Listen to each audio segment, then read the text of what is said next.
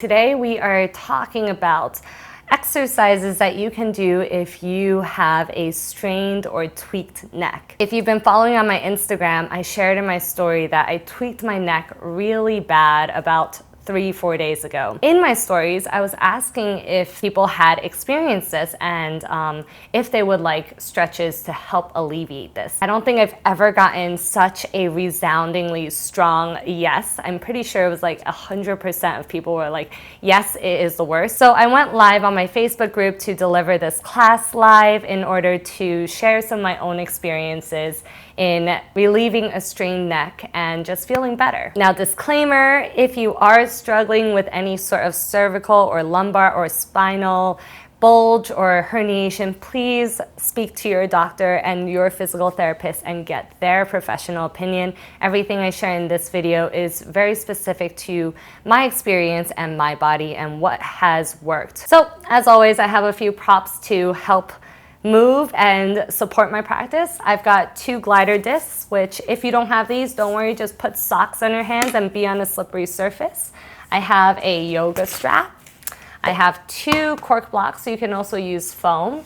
And I have my trusty yoga wheel, the body wheel. I also just launched my Amazon shop page, so I have all of those recommendations listed for you if you are looking for it.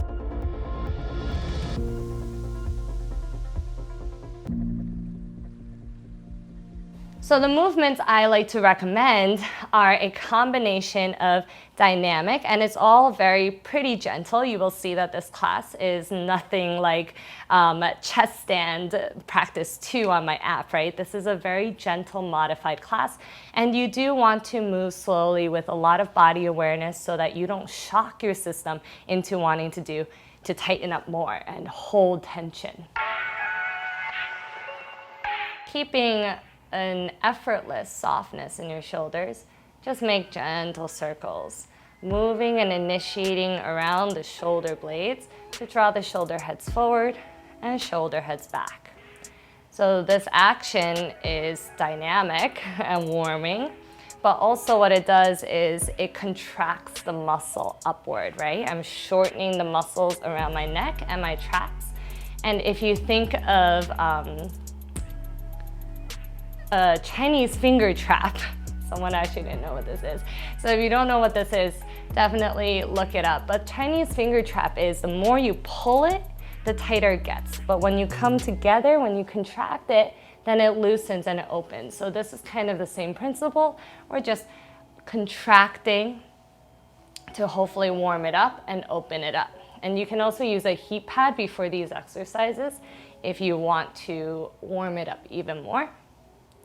And then circle it in the other direction. So whenever I tweak my neck, I literally just do very gentle modified movements. And even though it doesn't look like much, it can sometimes feel like a lot. We'll place our blocks on the lowest height, about shoulder width apart, and we'll take our elbows to the middle of the block, interlocking our hands and taking the hands right behind our head to the occipital ridge and just allowing yourself to melt down. Forehead can come in contact, and if you have more range, you can think about hugging your elbows in as you melt the head down. And pull the fist towards the back of your neck, stretching open your shoulders and your triceps. Breathing here.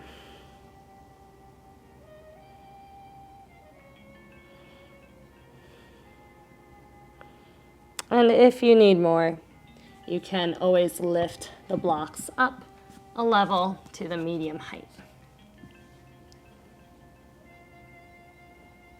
And the hands can come to the back, gently encouraging your chest to come closer to the floor. This is a pretty passive stretch here. Allow yourself to tune into the sensations of all your tight muscles opening up. Try to give in. Notice if the Shoulders are resisting, and see if you can breathe deeper.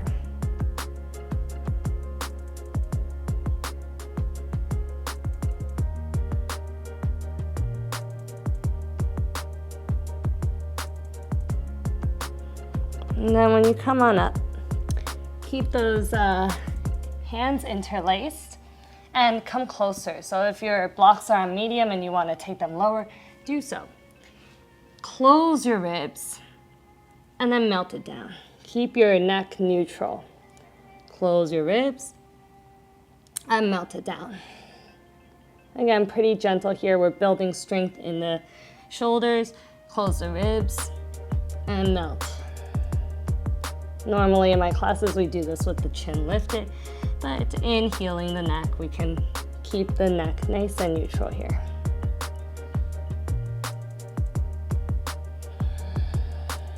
Move with your breath. Inhale to puff the upper back. Exhale to melt. Relax your face. Inhale and exhale.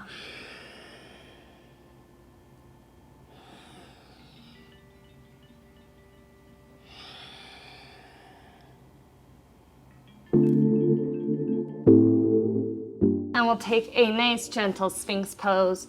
Legs can be mat width apart for this one. Elbows underneath the shoulder. If you're on the tighter side, elbows in front so that you have a nice open angle here. And then drag the chest forward, tractioning your spine. And from here, keeping your arms very active. Slowly opening your throat, closing your throat.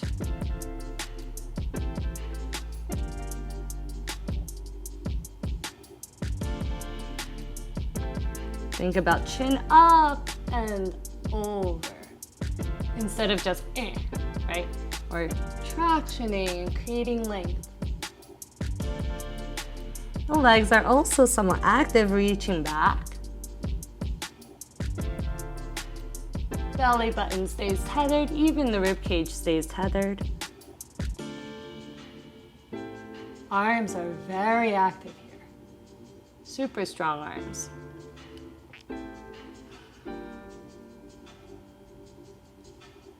And here, shoulders can try their best to draw down the back, away from your ears.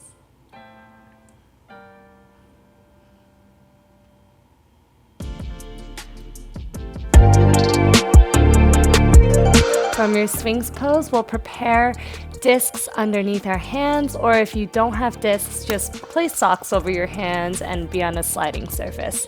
This one is going to activate the pull muscles in our back to start to really warm up the thoracic back muscles as well. So you can start low. The hip bones stay in contact with the floor, belly button stays on the floor, lengthen the legs back. Then as you inhale, bend your elbows back and pull the heart forward. Instead of just up, think of dragging the belly button and the hip bones forward past your hands. Really bend your elbows, squeeze them straight back, and activate all of the upper back muscles to pull the heart forward. And then lower down, and inhale to lift up. Exhale to lower. And we can go for 8 more times. Inhale, pull the heart forward, ribs, belly button, hip bones dragging past the hands. Exhale, lowering down. Inhale. And thinking of keeping those hip bones tethered and turning down towards the mat the whole time. Exhale. Inhale, pull. You might even start to activate the throat, looking up. Exhale to look down, using your eyes. Inhale, gazing up, opening the throat. Shoulders away from the ears. Exhale for 4. Down. 3. Lowering. The arms, the triceps should even feel warm over here. Shoulders away from the ears. And let's do one more. And lift. and lowering it down. Take your left arm into half T, the right hand by your rib cage, lift the right leg and just roll over, stretching open the front of your left pec, the shoulder, releasing your neck completely down to the floor. If there's too much sensation, that elbow can just bend down closer towards your rib cage instead of it being so high.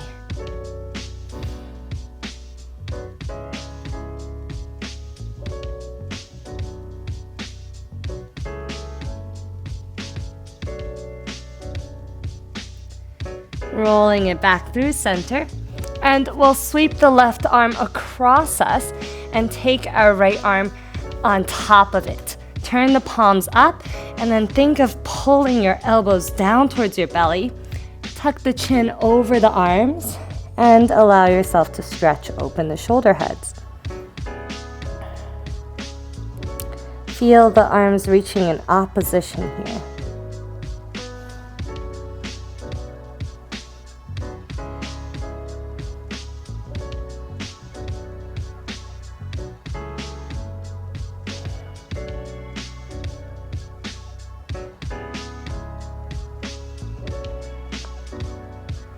Coming back nice and slow, and we'll switch side. The right arm comes to half T, left hand by the ribs, lift left leg, and roll over, releasing your right ear down to the floor.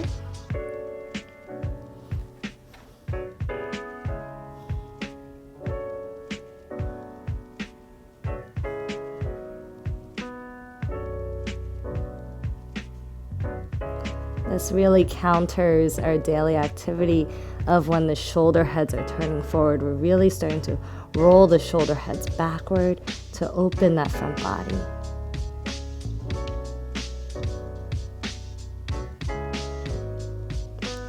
And slowly rolling back, and we'll sweep the right arm across, taking the left arm on top, the elbows coming down towards the chest, the belly button, palms facing up, and then allowing the neck to release over the biceps.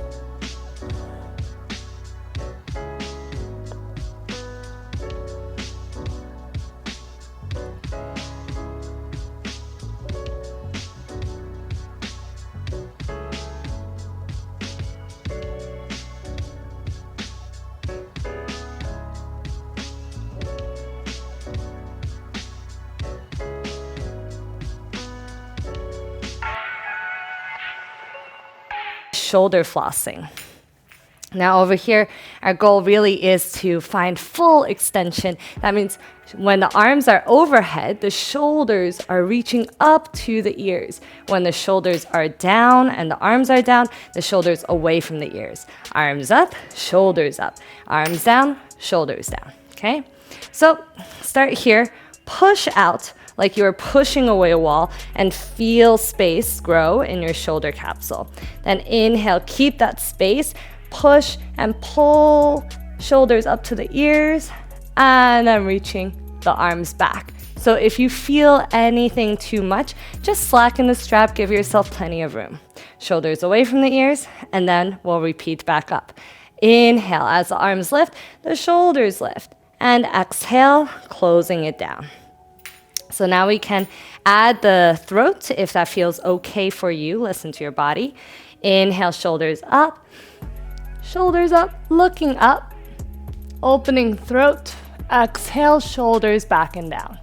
Inhale, lifting up, shoulders up, gaze follows the strap, closing it down. Inhale, looking at the strap, keeping the gaze at the ceiling, reaching the shoulders away from the ears. Then lifting it back up, looking at the strap as you take it all the way back down. 2 more times. Inhale, look up. Keep the gaze up. Arms reach back, shoulders away from the ears. Lifting up and closing down. The important thing here is the elbows stay straight and those shoulders activate, self-activating up and reaching back, self-activating down. Reaching it up and closing it down. If the elbows are bending, make sure you give yourself more slack. come on forward into your tabletop. Level ones can stay on the knees for some scapular push-ups. Again, that Chinese finger trap analogy. If you guys don't know what that is, after today you will. Soften your chest down, shoulders to your ears, then round your spine up, doming your upper back. Okay, so these are scapular push-ups. I'm trying to isolate the movement to the dipping and the rounding of my shoulder blades. I'm keeping my arms nice and straight. If you feel good, you can always take it up and level, stacking your shoulders over your wrists to do so.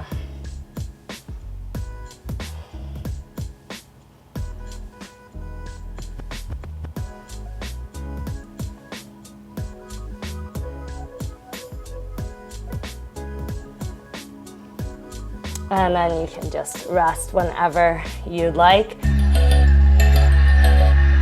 You can find your wheel, and this may be very intense depending on how your neck feels. So, of course, listen to your body. We'll take the wheel to our upper back. So normally we sometimes have it low, right? But if you're having difficulty extending your neck back, let's have the wheel nice and high on our shoulders so that the angle of opening our throat is not as deep. And this might be enough for you. Relax your face. Or you might start to move up and back, right? With your head supported on the wheel. So my head is not hanging off like this. It's fully supported on the wheel. And it even acts as a very gentle tractioning of the spine. And you can reach your arms up to really free it up even more. The hands can even interlace behind your head for additional support. And this time you might think elbows wide. Lean your head back. Let the weight of your head fall into your arms.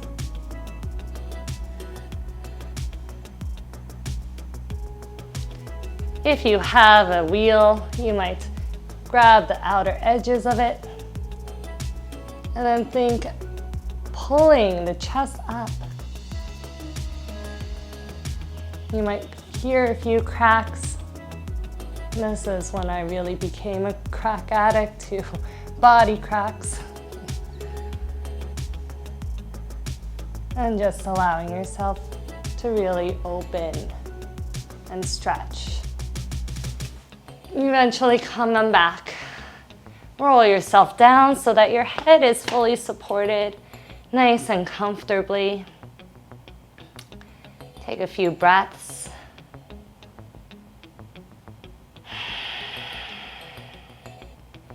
And just roll off the wheel. Knees to one side, gently plopping yourself back up. And that is everything. So I hope that the class was helpful. I hope you'll feel better if you are working through a flare-up.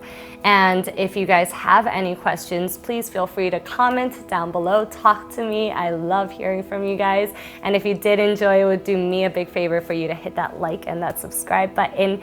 I'm gonna go ahead and share a little bit about my own story and my journey with disc bulges. So I have been struggling with neck pain for a very long time. From about as early as I can remember, the age of 16 is when it started. And from what I can gather, it really runs in the family. Both my mom and my dad have issues with their spinal health. So around the age of 16, I started realizing that, ow, my neck hurts all the time. And then around college years, it didn't get better, it just got worse. And I was having these flare-ups all the time. I would tweak my neck so easily to the point where I couldn't even move it. I couldn't even drive. It would have been legally dangerous for me to drive if I tried. The diagnosis came back that I had a few bulges in my cervical spine, and at that moment it hadn't herniated yet, but it was to the point where they were like, it's about to herniate. So I haven't gotten another MRI since, but what I did find was a consistent yoga practice really helped me. And here's kind of the catch-22. So my discs they bulge backward so that when I round, it actually feels good to stretch this way, but it does a little bit more damage afterwards because it ends up creating an inflammatory response where the disc is irritating the nerves in the back body. So through my yoga practice, you know that saying, always listen to your body because your body knows? I found that it's not always true.